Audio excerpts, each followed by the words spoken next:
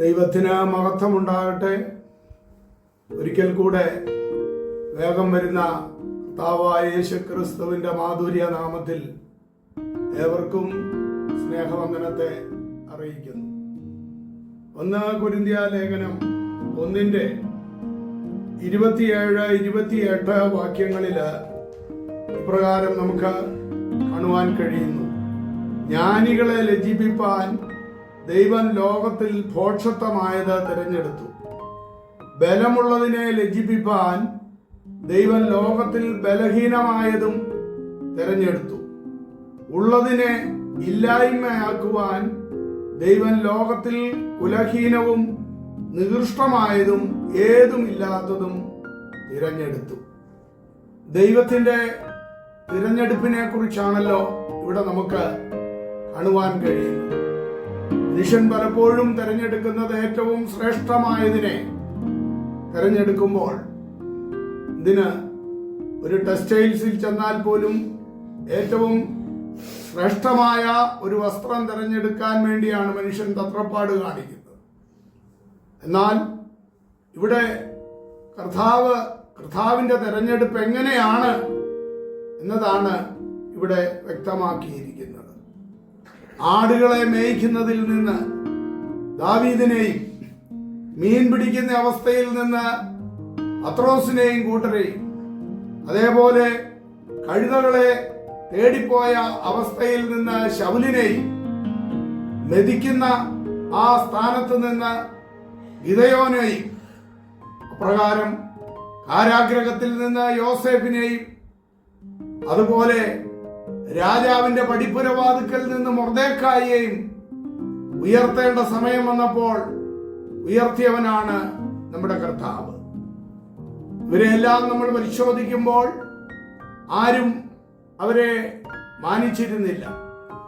അവർക്ക് മാന്യത കൊടുക്കേണ്ടവർ പോലും അവരെ തള്ളിക്കളയുകയാണ് ഇവിടെ പലയിടങ്ങളിലും ചെയ്തിട്ടുള്ളത് എന്ന് അവരുടെ ഓരോരുത്തരുടെയും ചരിത്രം പഠിക്കുമ്പോൾ നമുക്ക് കാണുവാനായിട്ട് സാധിക്കും.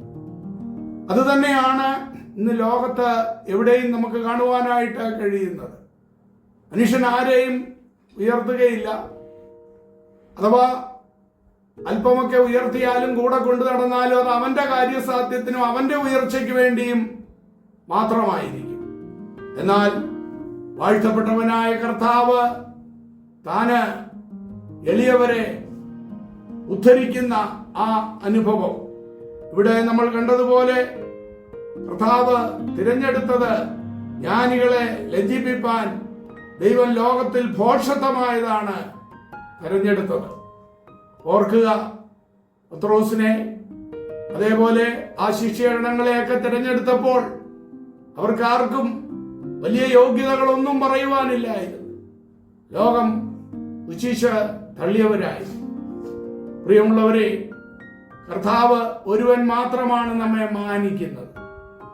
മനുഷ്യൻ നേരത്തെ പറഞ്ഞതുപോലെ അവന്റെ ആവശ്യങ്ങൾക്ക് വേണ്ടി മാത്രം അവൻ ആ ഒരു പക്ഷെങ്കിൽ മനുഷ്യരെ അവൻ കൂടെ കൊണ്ടു നടക്കും. എന്നാൽ നമ്മുടെ കർത്താവ് നമുക്ക് വേണ്ടി താണലോകത്തിലേക്ക് ഇറങ്ങി വന്ന് അവസാനത്തുള്ളി രക്തവും നമുക്ക് വേണ്ടി ഊറ്റിത്തന്ന് നമ്മെ നമ്മുടെ താഴ്ചയിൽ നിന്ന് ഉയർത്തേണ്ടതിനു വേണ്ടിയായിരുന്നു കർത്താവ് ക്രൂശിൽ നമുക്ക് വേണ്ടി യാഗമായി തീർന്നത് എന്നത് നാം ഒരിക്കലും മറന്നു പോകരുത്. ആ കർത്താവ് നമ്മെ തക്ക സമയത്ത് ഉയർത്തുന്ന കർത്താവാണ്. തന്റെ ബലമുള്ള കൈക്കീഴിൽ താണിരിക്കുന്ന തന്റെ ജനത്തെ ദൈവം ഉയർത്തുന്ന ദൈവമാണ്.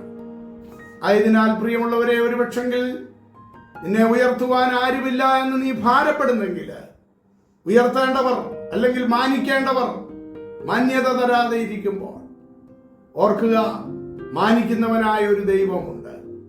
ഒരുപക്ഷെങ്കിൽ ചില സന്ദർഭങ്ങളിൽ ചിലരെ മറ്റുള്ളവർ അവർക്ക് വേണ്ടതായ ഉദവികൾ ചെയ്യേണ്ട സമയത്ത് ചെയ്യേണ്ടതുപോലെ ചെയ്യാത്തതിന്റെ പശ്ചാത്തലത്തിൽ അവര് ഈ ലോകത്തിൽ നിന്ന് തന്നെ വേർപെട്ടു പോകുന്ന അനുഭവങ്ങൾ പോലും നമുക്ക് ചിന്തിച്ചാൽ പലയിടങ്ങളിലും കാണുവാനായിട്ട് സാധിക്കും.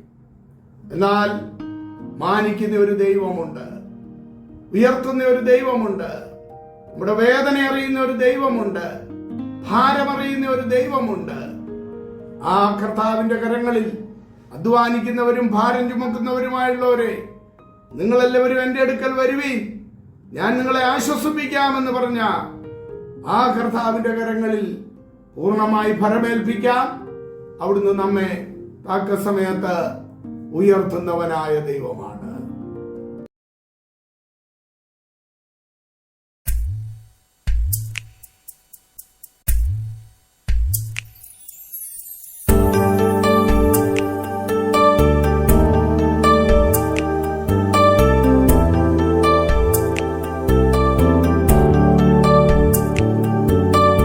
ഉയർത്തിയിടും ഞാൻ എൻ്റെ കൺകൾ തുണയരു